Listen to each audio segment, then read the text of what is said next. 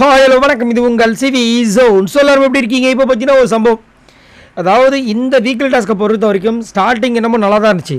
ஆனால் இவங்ககிட்ட ஃபினிஷிங் சுத்தமாக சரியில்லை. ஃபினிஷிங் ஒன்றும் ஆகலை, ரொம்ப ஒஸ்ட்டு, ரொம்ப லத்தாஜிக்கா. அந்த டாஸ்க்கை வந்துட்டு எப்படி எடுத்துகிட்டு போனோம் கூட தெரியாமல் ஒரு நாட்டோட பிரஜை அந்த பக்கம் இருக்காங்க. தீபக் வந்துட்டு, அதாவது முத்துக்குமரன் அந்த பக்கம் கைது பண்ணியிருக்காங்க. தீபக் அவர் அங்கேயே இருக்கட்டும்ன்றாரு. எந்த நாட்டில் வந்து பிரஜைகள் அங்கே மாட்டினாங்கன்னா இவங்க போய் போர் புரிஞ்சு அவங்கள மீட்கிறதுக்கு ட்ரை பண்ண மாட்டாங்களா? அதே மாதிரி இந்த பக்கம் பார்த்தீங்கன்னா சௌந்தர்யா வந்து பிடிக்கிறாங்க. இவங்களும் சௌந்தர்யா அங்கேயே இருக்கட்டும்ன்றாங்க. உன்னை யார் போக சொன்னதுன்னு கேட்குறாங்க. அதே மாதிரி இவங்க மஞ்சரி வந்து மாட்டிக்கிறாங்க. அதுக்கு இவங்க வந்து சொன்னால் நான் வந்து கேப்டன் நான் வந்தேன்னு போய் சொல்கிறாங்க. ஐயப்பா, அநியாயம் பண்ணுறாங்க. இந்த டாஸ்க் இவங்க பண்ணுறவங்களுக்கு வந்துட்டு அசீம் சீசனில் வந்துட்டு அங்கே நடந்த விஷயங்களை வந்துட்டு வீடியோ போட்டு காமிச்சாதான் இவங்களுக்குலாம் வந்து கொஞ்சம் புத்தி வரும்.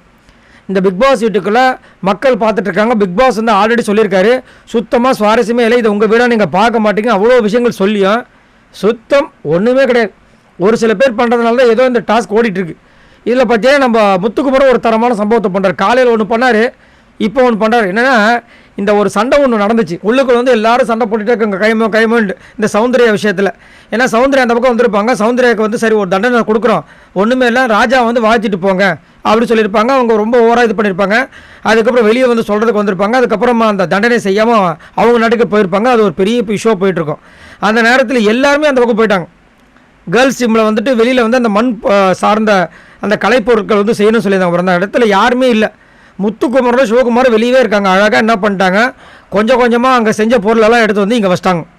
வச்சு அந்த ஒரு டப்பா மஞ்சள் அதுக்குள்ளே போட்டு உட்காந்துட்டாங்க.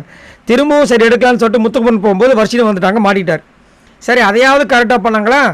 அதுவும் பண்ணல. அழகாக என்ன பண்ணார் இவர், அந்த பொருளை வந்து வர்ஷினி கையில் கொடுத்துட்டு கம்முன்னு வந்து உட்காந்துட்டார். அவங்களும் பாயிண்ட்டை ஒழுங்காக எடுத்து வைக்க மாட்டாங்க. மஞ்சரியும் வந்து கேட்கலான்னு வந்தாங்க. ஆனால் அவங்க பண்ண தப்பே அவங்களுக்கு ஆப்பா போயிடுச்சு. ஏன்னா தீபக் அழகாக சொல்லிட்டார், நீங்கள் பார்த்ததுக்கு சாட்சி இருக்கா, நீங்கள் சொல்கிறத நாங்கள் எப்படி நம்புறது? நாங்களும் தான் நான் அப்படி பண்ணோம். ஆமாம், நாங்களும் அப்போ சொன்னோம், நீங்கள் நம்பவே இல்லையே. எங்கள் நாட்டு ராஜாவே சொல்லும்போது நீங்கள் நம்பலை, நீங்கள் சொல்கிறத நாங்கள் எப்படி நம்ப முடியும்? அதுவும் உங்கள் நாட்டு பிரஜை சொல்லும்போது நாங்கள் எப்படி நம்ப முடியும் சொல்லி அதை கலாச்சி அதை ஒன்றுமே இல்லாமல் ஆக்கிட்டாங்க.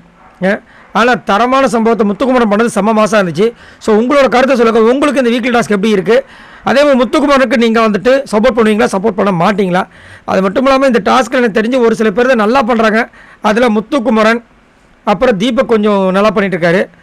அதுக்கப்புறம் ரயான் கொஞ்சம் நல்லா பண்ணிகிட்ருக்காரு. அந்த பக்கம் பவித்ரா சூப்பராக பண்ணிகிட்ருக்காங்க.